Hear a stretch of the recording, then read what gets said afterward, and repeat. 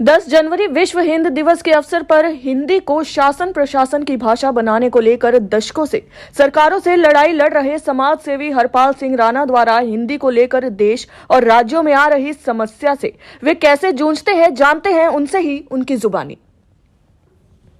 जब तक व्यक्ति को उसकी मातृभाषा में न्याय नहीं मिलेगा, जो देश में केंद्र में राज्य सरकारों के द्वारा कार्य किए जाते हैं वह उस व्यक्ति की मातृभाषा में नहीं होंगे, जब तक आजादी हमेशा अधूरी ही रह देता है। सब कभी ना कभी अंग्रेजी में जरूर देते हैं कि चंडीगढ़ की बात करें, हम देश की अगर हम बात करें राज्यों की, तो राज्यों में तो ताज्जुब ये है कि हमें ये लिख के दिया जाता है, जैसे तमिलनाडु है, नागालैंड है, जो उधर के राज्य हैं वो तो हिंदी में आवेदन को स्वीकार भी नहीं करते।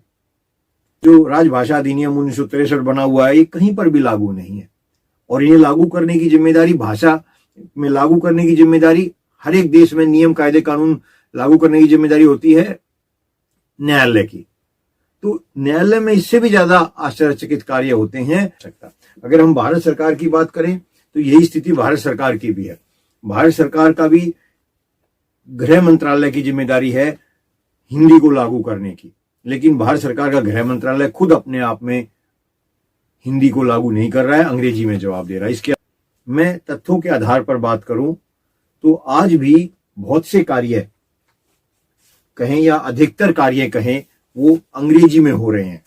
मैं अगर दिल्ली सरकार की बात करूं तो दिल्ली सरकार का कोई भी ऐसा विभाग नहीं है जो हिंदी में पत्र भेजने के बाद, चिट्ठी भेजने के बाद अंग्रेजी में जवाब नहीं दे रहा। एक भी विभाग ऐसा नहीं है। जिलों में आज भी हिंदी पूर्ण रूप से लागू नहीं है, जिससे कि न्याय पाने में भी व्यक्तियों को बहुत अधिक परेशानी होती है। भाषा की स्वतंत्रता के बगैर आजादी अधूरी है, ये कहें तो इसमें गलत नहीं